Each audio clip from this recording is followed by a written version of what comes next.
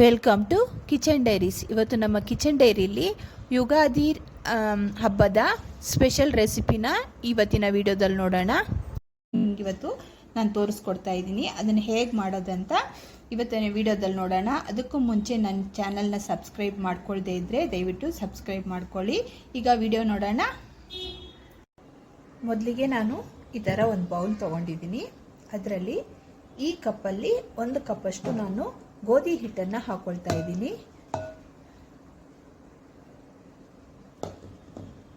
ಅದಕ್ಕೆ ನಾನು ಅರ್ಧ ಕಪ್ಪಷ್ಟು ಮೈದಾ ಹಿಟ್ಟನ್ನು ಹಾಕೊಳ್ತಾ ಇದ್ದೀನಿ. 1 ಕಪ್ಪಷ್ಟು ಗೋಧಿ ಹಿಟ್ಟು ಮತ್ತು ಅರ್ಧ ಕಪ್ಪಷ್ಟು ಮೈದಾ ಹಿಟ್ಟನ್ನು ಹಾಕೊಳ್ತಾ ಇದ್ದೀನಿ.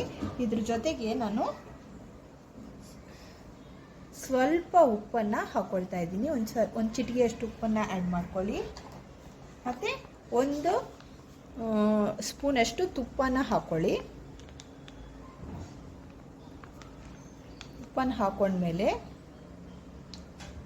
ಹಿಟ್ಟನ್ನು ಕೈಯಿಂದ ಒಂದ್ಸಲ ಚೆನ್ನಾಗಿ ಮಿಕ್ಸ್ ಮಾಡ್ಕೊಳ್ಳಿ. ತುಪ್ಪ ಎಲ್ಲ ಕಡೆಗೂ ಚೆನ್ನಾಗಿ ಹರಡೋ ಥರ ಕೈಯಿಂದ ಮಿಕ್ಸ್ ಮಾಡ್ಕೊಳ್ಳಿ. ಈಗ ಇದಕ್ಕೆ ಅರ್ಧ ಸ್ಪೂನಷ್ಟು ಅರಿಶಿನ ಪೌಡ್ರನ್ನ ಹಾಕ್ಕೊಳ್ತಾ ಇದ್ದೀನಿ. ಟರ್ಮರಿಕ್ ಪೌಡ್ರನ್ನ ಹಾಕ್ಕೊಳ್ತಾ ಇದ್ದೀನಿ. ಇದನ್ನು ಹಾಕೊಂಡು ಒಂದ್ಸಲ ಮಿಕ್ಸ್ ಮಾಡಿಕೊಂಡು ಇದನ್ನು ನಾವು ಚಪಾತಿ ಹಿಟ್ಟಿನ ಅದಕ್ಕೆ ನಾದ್ಕೊಳ್ಳೋಣ. ಸ್ವಲ್ಪ ಸ್ವಲ್ಪ ನೀರು ಹಾಕ್ಕೊಂಡು ಚಪಾತಿ ಹಿಟ್ಟಿನ ಅದಕ್ಕೆ ನಾವು ನಾದ್ಕೋಬೇಕಾಗತ್ತೆ. ಚೆನ್ನಾಗಿ ನಾದ್ಕೊಂಡಿದ್ದೀನಿ. ಈಗ 1 ಸ್ಪೂನಷ್ಟು ತುಪ್ಪನ ಕೈಯಲ್ಲಿ ತಗೊಂಡು ಹಿಟ್ಟಿಗೆ ಚೆನ್ನಾಗಿ ಸವರಿ ಇದನ್ನು ಒಂದು 10 ರಿಂದ 15 ನಿಮಿಷ ಹಾಗೆ ರೆಸ್ಟಲ್ಲಿ ಬಿಡೋಣ. ಇದು ಹಾಗೆ ಕ್ಲೋಸ್ ಮಾಡಿ ಇಡೋಣ. ಈಗ ನೋಡಿ, ಈ ಥರ ಒಂದು ಪಾತ್ರೆ ತೊಗೊಂಡಿದ್ದೀನಿ. ಅದರಲ್ಲಿ ಈ ಕಪ್ಪಲ್ಲಿ 1.5 ಕಪ್ಪಷ್ಟು ನಾನು ಬೆಲ್ಲನ ತಗೊಳ್ತಾ ಇದ್ದೀನಿ. 1.5 ಕಪ್ಪಷ್ಟು.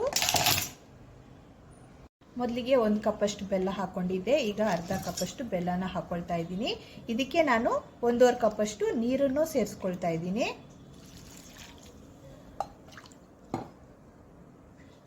ಈಗ ಅರ್ಧ ಕಪ್ಪಷ್ಟು ನೀರು, ಒಟ್ಟು 1.5 ಕಪ್ಪಷ್ಟು ನೀರು ಹಾಕೊಂಡಿದ್ದೀನಿ. ಈಗ ಇದನ್ನ ಬೆಲ್ಲನ ಕರಗಿಸ್ಕೊಂಡು ಬರೋಣ ನಾವು. ನೋಡಿ, ಈ ಬೆಲ್ಲ ಚೆನ್ನಾಗಿ ಕರಗಿದೆ. ಈಗ ಇದನ್ನ ನಾವು ಸೋಸಿ ಒಂದು ಪಾತ್ರೆಯಲ್ಲಿ ಇಟ್ಕೊಳ್ಳೋಣ. ನೋಡಿ ಬೆಲ್ಲ ಚೆನ್ನಾಗಿ ಕರಗಿದೆ. ಅದನ್ನ ನಾನು ಒಂದು ಬೌಲಲ್ಲಿ ಸೋಸಿ ಇಟ್ಕೊಳ್ತಾ ಇದ್ದೀನಿ. ಒಂದು ಸ್ಟ್ರೈನರ್ ತಗೊಂಡು ಸೋಸ್ತಾ ಇದ್ದೀನಿ, ಏನಾದರೂ ಕಸ ಕಡ್ಡಿ ಇದ್ರೆ ಬಂದ್ಬಿಡುತ್ತೆ ಅಂತ. ನೋಡಿ, ಈಗ ಇದನ್ನ ಸೈಡಲ್ಲಿ ಇಟ್ಕೊಳ್ಳೋಣ. ಈಗ ನೋಡಿ, ಸ್ಟವ್ ಮೇಲೆ ಒಂದು ದಪ್ಪ ತಳದ್ದು ಬಾಣಲೆ ಇಟ್ಕೊಂಡಿದ್ದೀನಿ. ಅದಕ್ಕೆ 1 ಸ್ಪೂನಷ್ಟು ತುಪ್ಪನ ಹಾಕೊಳ್ಳೋಣ ನಾವು. ತುಪ್ಪನ ಹಾಕೊಂಡ್ಮೇಲೆ ತುಪ್ಪ ಕರಗಲಿ.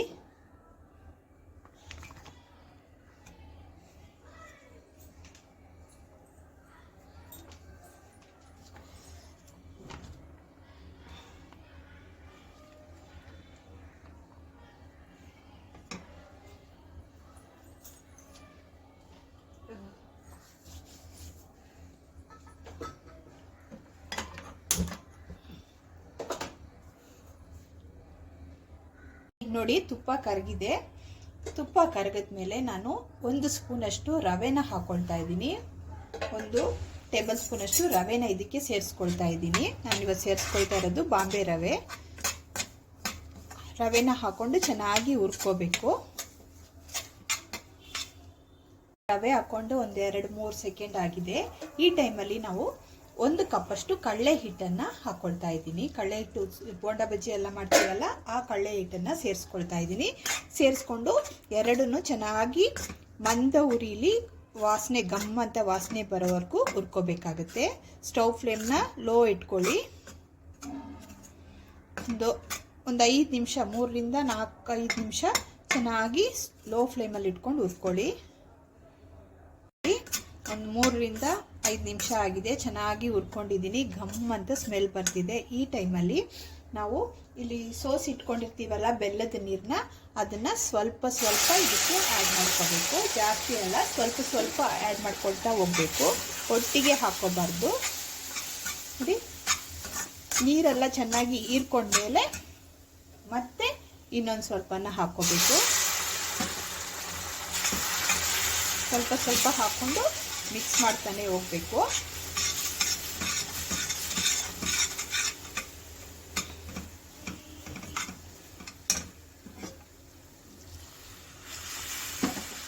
ಹೀಗೆ ಪೂರ್ತಿ ನೀರು ಹಾಕಿ ಚೆನ್ನಾಗಿ ಹಿಟ್ಟನ್ನು ಬೇಯಿಸ್ಕೋಬೇಕಾಗತ್ತೆ.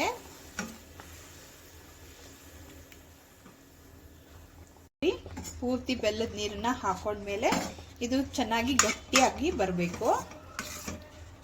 ಸ್ವಲ್ಪ ಗಟ್ಟಿ ಆಗ್ತಾ ಬಂತು. ಈ ಟೈಮಲ್ಲಿ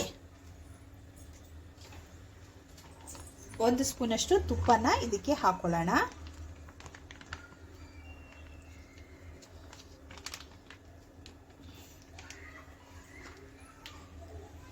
ತುಪ್ಪ ಹಾಕೊಂಡ್ಮೇಲೆ ಚೆನ್ನಾಗಿ ಮಿಕ್ಸ್ ಮಾಡ್ಕೊಳ್ಳೋಣ. ಇದು ತಳ ಬಿಟ್ಕೋಬೇಕು, ಅಲ್ಲಿವರೆಗೂ ಮಿಕ್ಸ್ ಮಾಡ್ಕೊಳ್ತಾನೆ ಬೇಯಿಸ್ಕೊಳ್ತಾನೆ ಹೋಗ್ಬೇಕು. ನೋಡಿ ಇದು ಗಟ್ಟಿ ಆಗ್ತಾ ಬಂತು, ನೋಡಿ ಕಾಣಿಸ್ತಾ ಇದೆಯಾ, ತಳ ಬಿಟ್ಕೊಳ್ತಾ ಇದೆ. ಈ ಟೈಮಲ್ಲಿ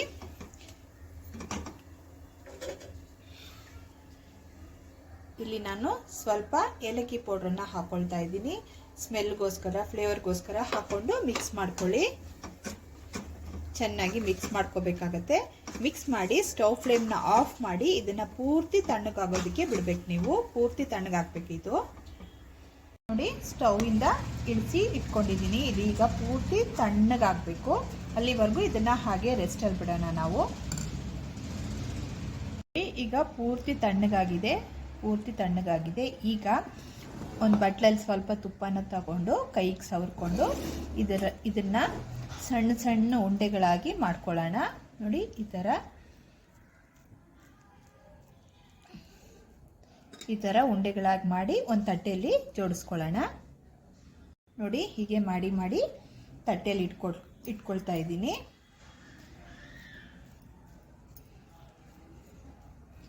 ಇದೇ ರೀತಿ ಎಲ್ಲನೂ ಮಾಡಿ ಇಟ್ಕೊಳ್ಳೋಣ. ನೋಡಿ ಒಂದೊಂದೇ ಮಾಡಿ ಮಾಡಿ ಪ್ಲೇಟಲ್ಲಿ ಇಟ್ಕೊಳ್ತಾ ಇದ್ದೀನಿ.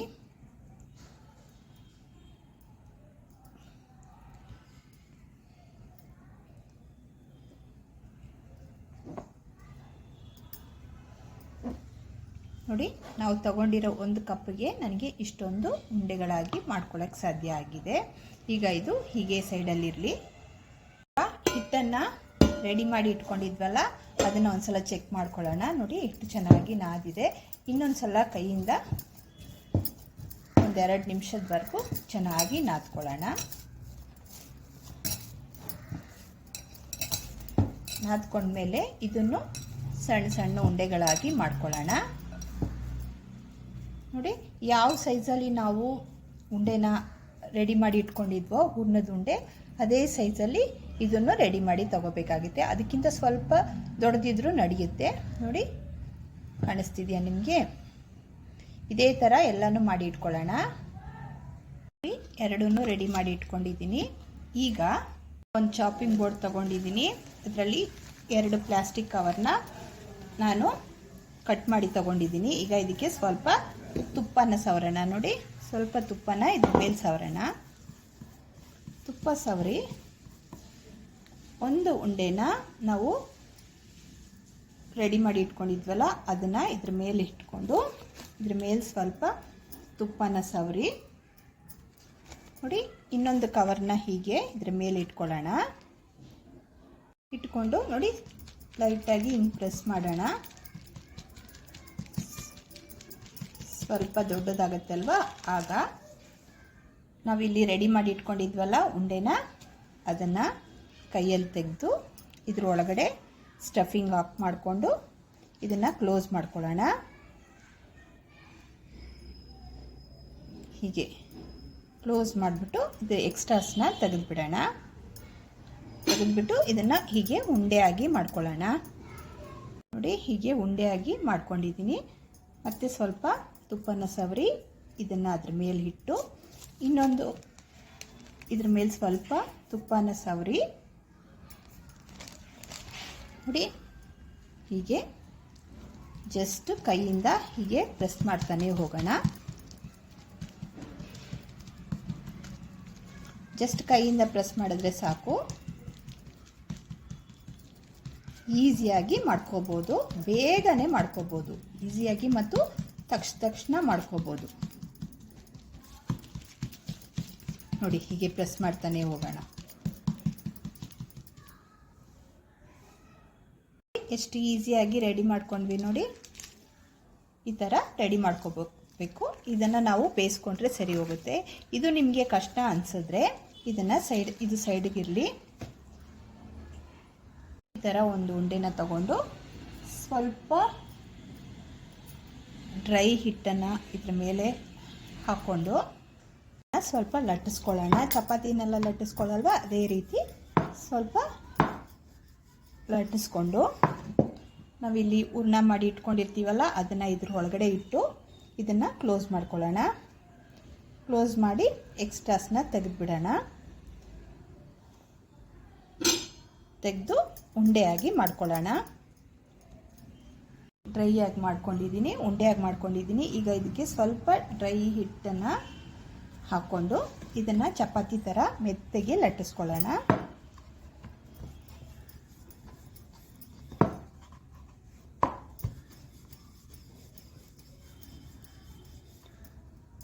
ಈ ಥರ ಲಟ್ಟಿಸ್ಕೊಂಡಿದ್ದೀನಿ ನೋಡಿ, ಎಷ್ಟು ಚೆನ್ನಾಗಿ ಆಗಿದೆ. ಈಗ ಇದನ್ನು ನಾವು ಬೇಯಿಸ್ಕೊಳ್ಳೋಣ. ನಾನು ಸ್ಟವ್ ಮೇಲೆ ಒಂದು ತವ ಇಟ್ಕೊಂಡಿದ್ದೀನಿ. ನಾವು ರೆಡಿ ಮಾಡಿ ಇಟ್ಕೊಂಡಿರೋ ಒಬ್ಬಟ್ಟನ್ನು ಇದ್ರ ಮೇಲೆ ಹಾಕೊಳ್ಳೋಣ. ತವ ಮೇಲೆ 1 ನಿಮಿಷ ಆದಮೇಲೆ ಇದನ್ನು ನಾವು ತಿರುಗಿಸಿ ಹಾಕೊಳ್ಳೋಣ. ಈಗ ನೋಡಿ ಮತ್ತೆ ತಿರುಗಿಸ್ಕೊಂಡು ನಾವಿಲ್ಲಿ ತುಪ್ಪನ ಸ್ವಲ್ಪ ತೆಗೆದಿಟ್ಕೊಂಡಿದ್ದೀನಿ, ಅದನ್ನು ಇದ್ರ ಮೇಲೆ ಹಾಕೋಣ. ನೋಡಿ ಎಷ್ಟು ಚೆನ್ನಾಗಿ ಉಬ್ತಿದೆ, ಕಾಣಿಸ್ತಿದೆಯಾ ನಿಮಗೆ? ಈ ಥರ ತುಪ್ಪನ ಸವರಿ 2 ಕಡೆನೂ ಚೆನ್ನಾಗಿ ಬೇಯಿಸ್ಕೋಬೇಕಾಗತ್ತೆ.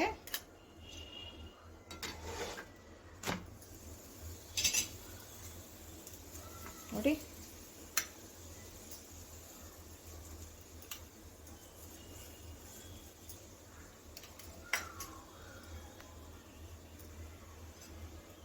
ಇದೇ ರೀತಿ 2 ಕಡೆನೂ ಚೆನ್ನಾಗಿ ಬೇಯಿಸ್ಕೋಬೇಕು. ನೋಡಿ 2 ಕಡೆನೂ ಚೆನ್ನಾಗಿ ಬೇಯಿಸ್ಕೊಂಡ್ಮೇಲೆ ಇದನ್ನು ಒಂದು ತಟ್ಟೆಯಲ್ಲಿ ತೆಗೆದಿಟ್ಕೊಳ್ಳೋಣ. ನೋಡಿ ಎಷ್ಟು ಚೆನ್ನಾಗಿ ಉಬ್ತಾ ಇದೆ. ಈಗ ಇದನ್ನು ಒಂದು ಪ್ಲೇಟಲ್ಲಿ ತೆಗೆದಿಟ್ಕೊಳ್ತಾ ಇದ್ದೀನಿ. ಇದೇ ರೀತಿ ಇನ್ನೊಂದನ್ನು ಮಾಡ್ಕೊಳ್ಳೋಣ.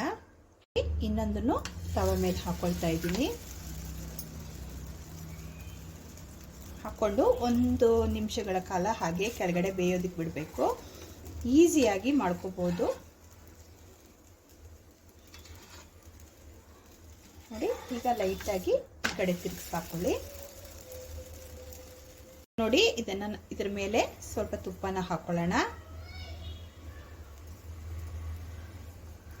ತುಪ್ಪನ ಹಾಕೊಂಡು ಈ ಕಡೆ ತಿರುಗಿಸ್ಕೊಳ್ಳೋಣ.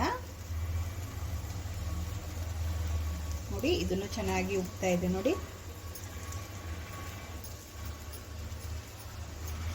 ಹೀಗೆ 2 ಕಡೆನೂ ಚೆನ್ನಾಗಿ ತುಪ್ಪ ಹಾಕೊಂಡು ಬೇಯಿಸ್ಕೊಳ್ಳೋಣ. 2 ಕಡೆನೂ ಚೆನ್ನಾಗಿ ಬೇಯಿಸ್ಕೊಂಡಿದ್ದೀನಿ. ಈಗ ಇದನ್ನು ಒಂದು ಪ್ಲೇಟಲ್ಲಿ ತೆಗೆದಿಟ್ಕೊಳ್ಳೋಣ. ಇದೇ ರೀತಿ ಎಲ್ಲಾನು ಮಾಡಿ ತಗೊಳ್ಳೋಣ ನಾವು. ನೋಡಿ ಒಂದೊಂದು ಒಬ್ಬಟ್ಟು ಎಷ್ಟು ಚೆನ್ನಾಗಿ ಉಬ್ತಿದೆ ನೋಡಿ.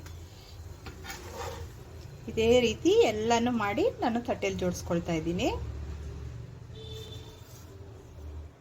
ನೋಡಿ ಎಲ್ಲಾನು ರೆಡಿ ಮಾಡಿ ತಗೊಂಡಿದ್ದೀನಿ. ನಾನು ತಗೊಂಡಿರೋ 1 ಕಪ್ ಕಡಲೆ ಹಿಟ್ಟಿನಿಂದ ನನಗೆ ಇಷ್ಟೊಂದು ಒಬ್ಬಟ್ಟು ರೆಡಿ ಮಾಡ್ಕೊಳ್ಳೋಕ್ಕೆ ಸಾಧ್ಯ ಆಗಿದೆ. ನೋಡಿ ಇಷ್ಟೊಂದು ಒಬ್ಬಟ್ಟು ರೆಡಿ ಆಗಿದೆ. ಒಂದು 15ರಿಂದ ಒಂದು 16 ಒಬ್ಬಟ್ಟು ರೆಡಿ ಆಗಿದೆ. ಇದನ್ನು ಈಸಿಯಾಗಿ ಮಾಡ್ಕೋಬೋದು. ಒಂದು 15 ನಿಮಿಷದಲ್ಲಿ ಬೇಗ ನಾವು ರೆಡಿ ಮಾಡಿ ತಗೋಬೋದು. ತುಂಬಾ ಈಸಿ ಮತ್ತು ತುಂಬ ಟೇಸ್ಟಾಗಿರುತ್ತೆ. ಸೇಮ್ ಪ್ರೊಸೀಜರು, ಆದರೆ ಸ್ವಲ್ಪ ಡಿಫ್ರೆಂಟ್ ಆಗಿರೋ ರೀತಿಯಲ್ಲಿ ಅಷ್ಟೇ. ಈ ಸಲ ಯುಗಾದಿ ಹಬ್ಬಕ್ಕೆ ನೀವು ಈ ವಿಧದಲ್ಲಿ ಒಬ್ಬಟ್ಟನ್ನು ಮನೆಯಲ್ಲಿ ಟ್ರೈ ಮಾಡಿ, ತುಂಬಾ ಟೇಸ್ಟಾಗಿರುತ್ತೆ. ಉದ್ದಿನ ವಡೆನ ಹೇಗೆ ಈಸಿಯಾಗಿ ಮಾಡೋದಂತ ಇವತ್ತಿನ ರೆಸಿಪಿಯಲ್ಲಿ ಅದು ಡಿಫ್ರೆಂಟ್ ಆಗಿರೋ ರೀತಿಯಲ್ಲಿ ತೋರಿಸ್ಕೊಟ್ಟಿದ್ದೀನಿ. ಈಗ ಹೇಗೆ ಮಾಡೋದಂತ ನೋಡೋಣ. ಈ ವಡೆ ತುಂಬ ಕ್ರಿಸ್ಪಿಯಾಗಿ ಮತ್ತು ತುಂಬ ಟೇಸ್ಟಾಗಿರುತ್ತೆ. ಈ ಸಲ ಯುಗಾದಿ ಹಬ್ಬಕ್ಕೆ ನೀವು ಈ ರೆಸಿಪಿನ ತಪ್ಪದೆ ನಿಮ್ಮ ಮನೆಗಳಲ್ಲಿ ಟ್ರೈ ಮಾಡಿ ಹೇಗಿದೆ ಅಂತ ನನಗೆ ಕಮೆಂಟ್ ಮಾಡಿ ತಿಳಿಸಿ. ಈಗ ವಿಡಿಯೋ ನೋಡೋಣ. ಮೊದಲಿಗೆ ನಾನು ಇಲ್ಲೊಂದು ಬೌಲ್ ತಗೊಂಡಿದ್ದೀನಿ. ಇದರಲ್ಲಿ ಈ ಕಪ್ಪಲ್ಲಿ 1 ಕಪ್ಪಷ್ಟು, ಈ ಲೋಟ ಇದೆಯಲ್ಲ ಅದರಲ್ಲಿ 1 ಲೋಟದಷ್ಟು ನಾನು ಉದ್ದಿನ ಬೇಳೆನ ತಗೊಂಡಿದ್ದೀನಿ. ಅದನ್ನು ಈ ಬೌಲ್ಗೆ ಹಾಕ್ಕೊಂಡಿದ್ದೀನಿ. ಹಾಕೊಂಡ್ಮೇಲೆ ಇದಕ್ಕೆ ನಾನು ಸ್ವಲ್ಪ ನೀರನ್ನು ಹಾಕಿ 1ರಿಂದ 1.5 ಗಂಟೆಗಳ ಕಾಲ ನೆನೆಯಕ್ಕೆ ಹಾಕೊಳ್ಳೋಣ. ಉದ್ದಿನಬೇಳೆ ನೀರಲ್ಲಿ ಚೆನ್ನಾಗಿ ನೆನಿಬೇಕಾಗತ್ತೆ. ಈಗ ಇದು ನೆನೆಯೋದಕ್ಕೆ ಬಿಡೋಣ. ನೋಡಿ, ಈಗ ಇದು 1ರಿಂದ 2 ಗಂಟೆಗಳ ಕಾಲ ಚೆನ್ನಾಗಿ ನೆಂದಿದೆ, ಕಾಣಿಸ್ತಿದೆಯಾ? ಈಗ ಇದನ್ನು ಚೆನ್ನಾಗಿ ವಾಶ್ ಮಾಡ್ಕೊಂಡು ಬರೋಣ. 2ರಿಂದ 3 ಸಲ ಚೆನ್ನಾಗಿ ವಾಶ್ ಮಾಡ್ಕೊಂಡು ಬರೋಣ. ನಾನು 2ರಿಂದ 3 ಸಲ ಚೆನ್ನಾಗಿ ವಾಶ್ ಮಾಡ್ಕೊಂಡು ಬಂದಿದ್ದೀನಿ. ಈಗ ಇದನ್ನು ಒಂದು ಚಿಕ್ಕ ಜಾರ್ ತೊಗೊಂಡಿದ್ದೀನಿ. ಅದರಲ್ಲಿ ಸ್ವಲ್ಪ ಸ್ವಲ್ಪ ಹಾಕ್ಕೊಂಡು ಇದನ್ನು ನೈಸಾಗಿ ಗ್ರೈಂಡ್ ಮಾಡ್ಕೊಂಡು ಬರೋಣ.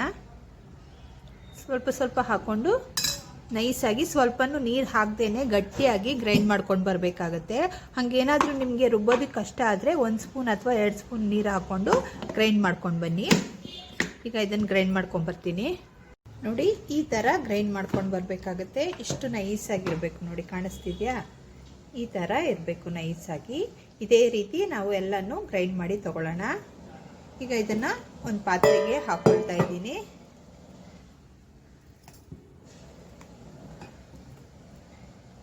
ಈಗ ನಾವು ನೆಕ್ಸ್ಟ್ ಬ್ಯಾಚನ್ನು ಗ್ರೈಂಡ್ ಮಾಡಿ ತಗೊಳ್ಳೋಣ. ನೋಡಿ, ಸೆಕೆಂಡ್ ಬ್ಯಾಚು ರುಬ್ಕೊಂಡು ಬಂದಿದ್ದೀನಿ. ನೋಡಿ, ಇದೇ ರೀತಿ ಪೂರ್ತಿ ರುಬ್ಕೊಳ್ಳೋಣ. ನೋಡಿ, ಪೂರ್ತಿ ಗ್ರೈಂಡ್ ಮಾಡಿ ಒಂದು ಪಾತ್ರೆಗೆ ಹಾಕ್ಕೊಂಡಿದ್ದೀನಿ. ಈಗ ಇದನ್ನು ನಾವು ಕೈಯಿಂದ ಚೆನ್ನಾಗಿ ಬೀಟ್ ಮಾಡ್ಕೋಬೇಕಾಗತ್ತೆ. ಚೆನ್ನಾಗಿ ಮಿಕ್ಸ್ ಮಾಡ್ಕೋಬೇಕು. ಒಂದೇ ಡೈರೆಕ್ಷನಲ್ಲಿ ಹಿಟ್ಟನ್ನು ಚೆನ್ನಾಗಿ ಹೀಗೆ ಬಡಿತಾ ಹೋಗಬೇಕು. ಆಗ ಇದರಲ್ಲಿ ಏರ್ ಫಾರ್ಮ್ ಆಗಿ ನಾವು ಮಾಡೋ ವಡೆ ಸ್ಮೂತಾಗಿ ಫ್ಲಫಿಯಾಗಿ ಬರುತ್ತೆ. ಒಂದೇ ಡೈರೆಕ್ಷನಲ್ಲಿ ಹೀಗೆ ಕೈಯಿಂದ ಮಾಡ್ತಾನೇ ಹೋಗಬೇಕು. ಒಂದು 5 ನಿಮಿಷ ಹೀಗೆ ಮಾಡ್ತಾನೇ ಇರಿ. ಹಿಟ್ಟು ಹಗುರ ಆಗುತ್ತೆ. ಆ ಸ್ಟೇಜ್ ಬಂದಾಗ ನಿಮಗೆ ಗೊತ್ತಾಗುತ್ತೆ. ತೋರಿಸ್ತೀನಿ ನಾನು. ನೋಡಿ, ಹಿಟ್ಟನ್ನು ಚೆನ್ನಾಗಿ ಬೀಟ್ ಮಾಡ್ಕೊಂಡಿದ್ದೀನಿ. ಮೊದಲು ಇದ್ದಿದ್ದು ಸ್ಟ್ರಕ್ಚರು ಈಗಿರೋದು ನೋಡಿ ಎಷ್ಟು ಡಿಫ್ರೆನ್ಸ್ ಇದೆ. ನಿಮ್ಗೆ ಕಾಣಿಸ್ತಾ ಇದೆಯಾ? ಈಗ ಇದು ಹೇಗೆ ಗೊತ್ತಾಗುತ್ತೆ ಅಂದರೆ, ಸ್ವಲ್ಪ ಹಿಟ್ಟನ್ನು ಹೀಗೆ ಕೈಯಲ್ಲಿ ತಗೊಂಡು, ನೋಡಿ, ಒಂದು ಬಟ್ಲಲ್ಲಿ ನೀರನ್ನು ತಗೊಂಡು ಹೀಗೆ ಹಿಟ್ಟನ್ನು ಹೀಗೆ ಬಟ್ಲಲ್ಲಿ ಹಾಕಿದಾಗ ನೋಡಿ, ಇದು ನೀರಲ್ಲಿ ತೇಲ್ತಾ ಇದೆ. ನೋಡಿ, ಪ್ರೆಸ್ ಮಾಡಿದ್ರೂ ತೇಲ್ತಾ ಇದೆ. ಹಾಗಂದರೆ ಇದು ಕರೆಕ್ಟಾಗಿದೆ ಅಂತ ಅರ್ಥ. ನೋಡಿ, ಈಗ ಹಿಟ್ಟು ರೆಡಿಯಾಗಿದೆ. ಇದಕ್ಕೆ ನಾವು ಏನೆಲ್ಲ ಹಾಕೊಳ್ಳೋದಂತ ತೋರಿಸ್ಕೊಡ್ತೀನಿ.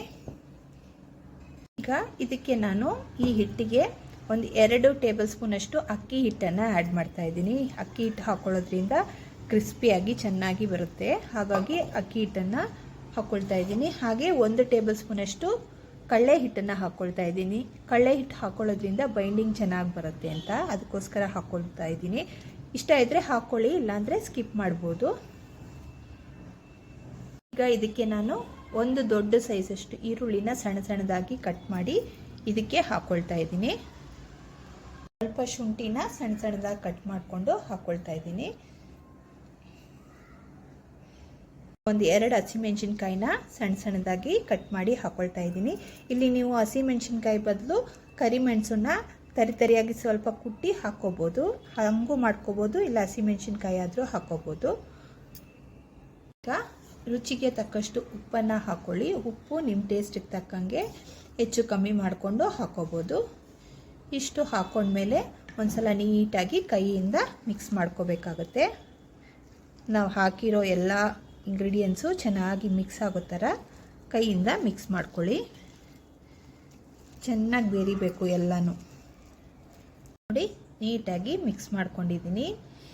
ಈಗ ಒಂದು ಸಣ್ಣ ಬಟ್ಲಲ್ಲಿ ಸ್ವಲ್ಪ ನೀರು ತಗೊಂಡಿದ್ದೀನಿ. ಕೈನ ಬಟ್ಲಲ್ಲಿ ಹೀಗೆ ಅದ್ಕೊಂಡು ನೋಡಿ, ಒಂದು ಸ್ವಲ್ಪ ಹಿಟ್ಟನ್ನು ಹೀಗೆ ಕೈಯಲ್ಲಿ ತಗೋಬೇಕು. ಕೈಯಲ್ಲಿ ತಗೊಂಡು ಹೀಗೆ ರೌಂಡ್ ಮಾಡಿಕೊಂಡು ಹೀಗೆ ನೋಡಿ, ಹೀಗೆ ತೂತು ಮಾಡಿ ಎಣ್ಣೆಯಲ್ಲಿ ಹೀಗೆ ಬಿಡಬೇಕಾಗತ್ತೆ. ಅಷ್ಟೇ, ಈಸಿ ಪ್ರೊಸೀಜರು. ನಿಮ್ಗೆ ತೋರಿಸ್ಕೊಡ್ತೀನಿ. ಈಗ ನೋಡಿ, ನಾನು ಒಂದು ಸ್ಟವ್ ಮೇಲೆ ಒಂದು ಕಡಾಯಿ ಇಟ್ಕೊಂಡು ಅದಕ್ಕೆ ಎಣ್ಣೆ ಹಾಕ್ಕೊಂಡಿದ್ದೀನಿ. ಎಣ್ಣೆ ಚೆನ್ನಾಗಿ ಬಿಸಿಯಾಗಿದೆ. ಈಗ ನೋಡಿ, ಕೈಯನ್ನು ನೀರಲ್ಲಿ ಹೀಗೆ ಒದ್ದೆ ಮಾಡಿ ಸ್ವಲ್ಪ ಹಿಟ್ಟನ್ನು ತಗೊಳ್ಳೋಣ. ಹಿಟ್ಟನ್ನು ತಗೊಂಡು ನೋಡಿ, ಈ ಹೆಬ್ಬೆರಳಿಂದ ಹೀಗೆ ಸೆಂಟ್ರಲ್ಲಿ ಹೋಲ್ ಮಾಡಬೇಕಾಗತ್ತೆ. ಹೋಲ್ ಮಾಡಿ ಜಸ್ಟ್ ಹೀಗೆ ಬಿಟ್ಟರೆ ಸಾಕು. ಇದೇ ರೀತಿ ಇನ್ನೊಂದು ಮಾಡ್ತಾಯಿದ್ದೀನಿ ನೋಡಿ. ಅಷ್ಟೇ, ಸುಲಭ ಮಾಡ್ಕೊಳ್ಳೋದು. ಒಂದು 2-3 ಸಲ ಮಾಡಿದ್ರೆ ನೀಟಾಗಿ ಬಂದ್ಬಿಡುತ್ತೆ. ನಿಮಗೆ ಕಷ್ಟಪಡೋ ಅವಶ್ಯಕತೆನೇ ಇರಲ್ಲ ನೋಡಿ. ಅಷ್ಟೇ.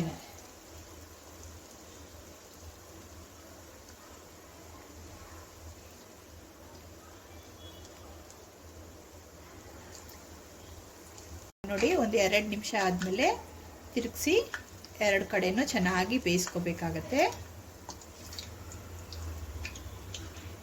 ಈಗ ನೋಡಿ 2 ಕಡೆನೂ ಚೆನ್ನಾಗಿ ಫ್ರೈ ಆಗಿದೆ. ಈಗ ಇದನ್ನು ಎಣ್ಣೆಯಿಂದ ತೆಗೆಯೋಣ. ನೋಡಿ ಎಷ್ಟು ಚೆನ್ನಾಗಿ ಫ್ರೈ ಆಗಿದೆ ನೋಡಿ.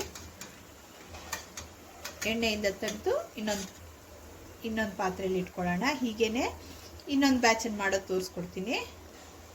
ಈಗ ನೋಡಿ ಇನ್ನೊಂದು ಮೆಥಡ್ನ ತೋರಿಸ್ಕೊಡ್ತೀನಿ. ಈ ಥರ ಟೀ ಸೋಸೋದು ಜಲ್ಡಿ ಇದ್ರೆ ತಗೊಳ್ಳಿ. ಅದರಲ್ಲಿ ಸ್ವಲ್ಪ ಹಿಟ್ಟನ್ನು ಹೀಗೆ ಕೈಯಲ್ಲಿ ತಗೊಳ್ಳೋಣ. ನಾವು ಕೈಯಲ್ಲಿ ತಗೊಂಡು ಇದ್ರ ಮೇಲೆ ಹೀಗಿಟ್ಟು ಜಸ್ಟ್ ವಡೆ ತಟ್ಟೋ ಥರ ತಟ್ಬಿಟ್ಟು ಸೆಂಟ್ರಲ್ಲಿ ಹೋಲ್ ಮಾಡ್ಕೊಳ್ಳೋಣ.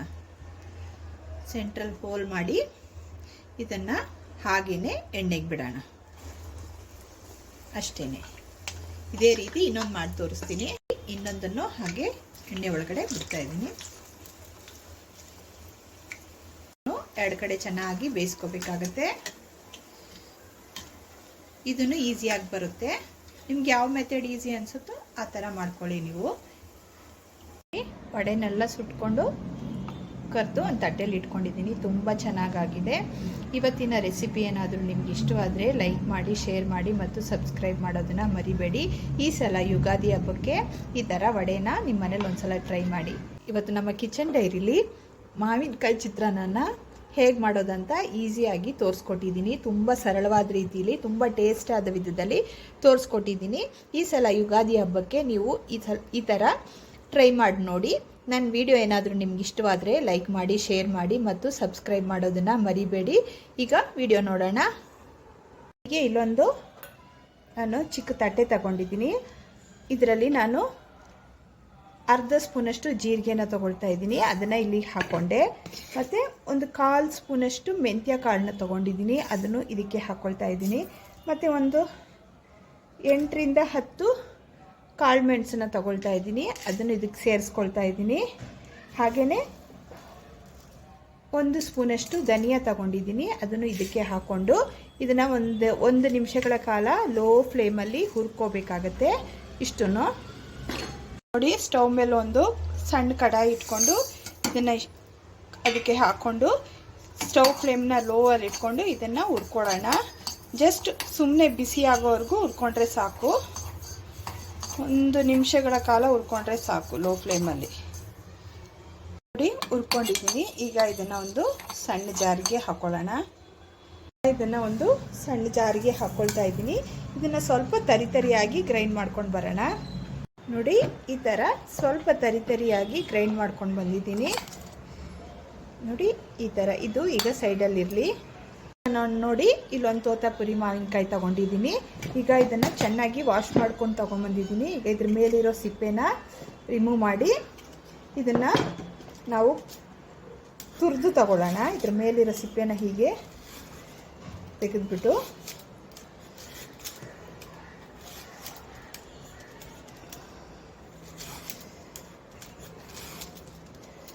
ಈ ಥರ ಸಿಪ್ಪೆನ ತೆಕ್ಕೊಂಡಿದ್ದೀನಿ. ಈಗ ಇದನ್ನು ನಾವು ತುರಿದು ತಗೊಳ್ಳೋಣ. ಈ ಥರ ತುರಿಯೋದಿರುತ್ತಲ್ಲ ಅದರಲ್ಲಿ ಮಾವಿನಕಾಯಿನ ತುರಿದು ತಗೋಬೇಕಾಗತ್ತೆ.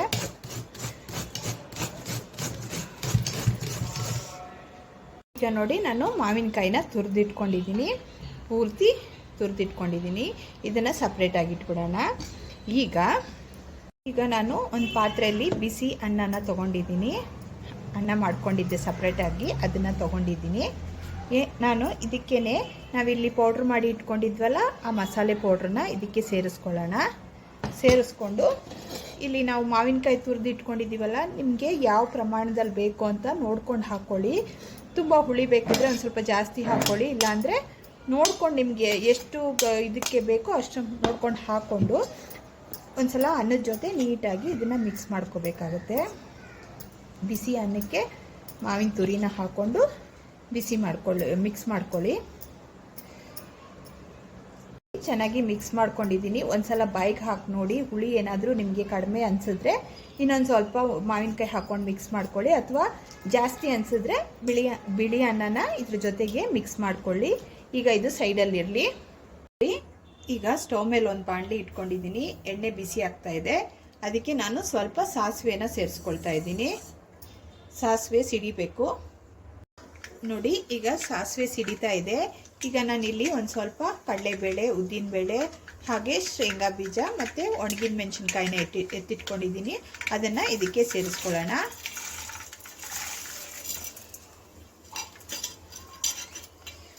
ಸೇರಿಸ್ಕೊಂಡು ಇದ್ರ ಜೊತೆಗೆ ಸ್ವಲ್ಪ ಕರ್ಬೇವಿನ ಸೊಪ್ಪನ್ನು ನಾವು ಆ್ಯಡ್ ಮಾಡ್ಕೊಳ್ಳೋಣ.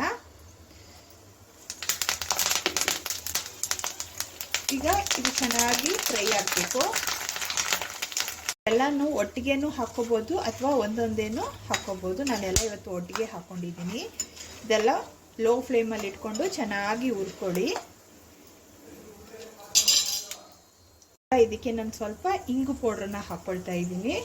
ಇದಕ್ಕೆ ಬೇಕಾದರೆ ನೀವು ಗೋಡಂಬಿನೂ ಹಾಕ್ಕೋಬೋದು, ಆಪ್ಷನಲ್. ಬೇಕಾದರೆ ಹಾಕ್ಕೊಳ್ಳಿ, ಇದ್ರೆ ಸ್ಕಿಪ್ ಮಾಡ್ಕೋಬೋದು. ನೋಡಿ ಎಲ್ಲನೂ ಚೆನ್ನಾಗಿ ಫ್ರೈ ಆಗಿದೆ. ಈಗ ಸ್ಟವ್ ಫ್ಲೇಮ್ನ ಆಫ್ ಮಾಡ್ಕೊಳ್ಳೋಣ. ಆಫ್ ಮಾಡಿಕೊಂಡು ಇದಕ್ಕೆ ಸ್ವಲ್ಪ ಅರಿಶಿನ ಪೌಡ್ರನ್ನ ಸೇರಿಸ್ಕೊಳ್ಳೋಣ. ಸ್ವಲ್ಪ ಅರಿಶಿನ ಆ್ಯಡ್ ಮಾಡ್ಕೊಳ್ತಾ ಇದ್ದೀನಿ. ಆ್ಯಡ್ ಮಾಡಿಕೊಂಡು ಮಿಕ್ಸ್ ಮಾಡ್ಕೊಳ್ಳೋಣ. ಈಗ ಇದಕ್ಕೆ ಸ್ವಲ್ಪ ಉಪ್ಪನ್ನು ಆ್ಯಡ್ ಮಾಡ್ಕೊಳ್ತಾ ಇದ್ದೀನಿ. ಉಪ್ಪು ಎಷ್ಟು ಬೇಕೋ ಅಷ್ಟು ನೋಡಿಕೊಂಡು ನಿಮ್ಮ ಟೇಸ್ಟಿಗೆ ತಕ್ಕಂಗೆ ನೀವು ಆ್ಯಡ್ ಮಾಡ್ಕೊಳ್ಳಿ. ನೋಡಿ ಮಸಾಲೆ ರೆಡಿಯಾಗಿದೆ. ಇದನ್ನು ನಾವು ಅನ್ನದ ಜೊತೆಗೆ ಆ್ಯಡ್ ಮಾಡ್ಕೊಳ್ಳೋಣ. ಇಲ್ಲಿ ನಾವು ಮಿಕ್ಸ್ ಮಾಡಿ ಇಟ್ಕೊಂಡಿರೋ ಅನ್ನ ಇದೆ. ಇದಕ್ಕೆ ಎಷ್ಟು ಬೇಕೋ ಅಷ್ಟು ನೋಡಿಕೊಂಡು ಮಿಕ್ಸ್ ಮಾಡ್ಕೋಬೇಕಾಗತ್ತೆ.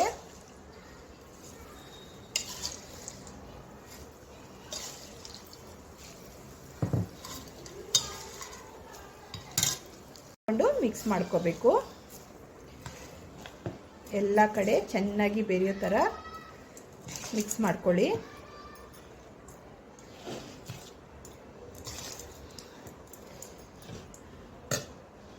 ಚೆನ್ನಾಗಿ ಮಿಕ್ಸ್ ಮಾಡ್ಕೊಂಡಿದ್ದೀನಿ. ಈಗ ಇದನ್ನು ನಾವು ಒಂದು ಬೌಲ್ಗೆ ಹಾಕ್ಕೊಳ್ತೀನಿ. ಈಗ ನಾನು ಒಗ್ಗರಣೆ ಮಾಡಬೇಕಾದ್ರೆ ಮೆಣಸಿನ್ಕಾಯಿ ಹಾಕಿರೋ ವಿಡಿಯೋ ಮಿಸ್ ಆಗಿದೆ. ಇದಕ್ಕೆ ಖಾರಕ್ಕೆ ತಕ್ಕಂಗೆ ನೀವು ಹಸಿಮೆಣಸಿನ್ಕಾಯಿನ ಕಟ್ ಮಾಡಿ ಹಾಕ್ಕೋಬೋದು. ನಾನು ಹಾಕ್ಕೊಂಡಿದ್ದೀನಿ. ಅದು ಅದು ವಿಡಿಯೋ ಮಾಡುವಾಗ ಬಿಟ್ಟೋಗಿದೆ. ಹಾಗಾಗಿ ಅದನ್ನು ಹಸಿಮೆಣಸಿನ್ಕಾಯಿ ಹಾಕೋದನ್ನು ಮರಿಬೇಡಿ. ಈಗ ನೀಟಾಗಿ ಮಿಕ್ಸ್ ಮಾಡಿಕೊಂಡು ಬೌಲ್ಗೆ ಟ್ರಾನ್ಸ್ಫರ್ ಮಾಡ್ಕೊಳ್ತಾ ಇದ್ದೀನಿ. ಬೌಲ್ಗೆ ಹಾಕ್ಕೊಂಡಿದ್ದೀನಿ. ತುಂಬಾ ಟೇಸ್ಟ್ ಆಗಿದೆ, ತುಂಬ ಚೆನ್ನಾಗಿ ಬಂದಿದೆ. ಈ ಸಲ ಯುಗಾದಿ ಹಬ್ಬಕ್ಕೆ ನೀವು ಈ ಮಾವಿನಕಾಯಿ ಚಿತ್ರಾನ್ನನ ಒಂದ್ಸಲ ಟ್ರೈ ಮಾಡಿ. ಇವತ್ತಿನ ರೆಸಿಪಿ ಏನಾದರೂ ನಿಮ್ಗೆ ಇಷ್ಟವಾದರೆ ಲೈಕ್ ಮಾಡಿ, ಶೇರ್ ಮಾಡಿ ಮತ್ತು ಸಬ್ಸ್ಕ್ರೈಬ್ ಮಾಡೋದನ್ನು ಮರಿಬೇಡಿ.